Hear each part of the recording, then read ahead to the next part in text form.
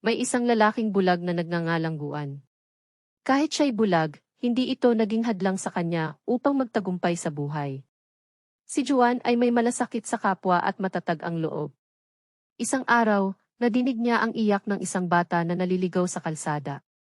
Agad siyang lumapit at tinulungan itong bumalik sa kanilang tahanan. Dahil sa kanyang kabaitan, naging kaibigan niya ang pamilya ng bata.